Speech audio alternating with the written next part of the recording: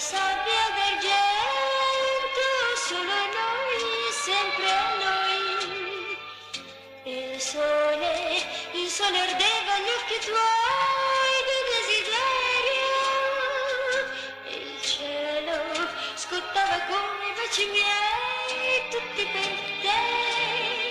Il mare gridava al mondo intero, ti voglio bene, e l'amore non fuggì con il vento e l'estate, nell'aria di fuoco, chiamavo il tuo nome, ed un eco lontano rubava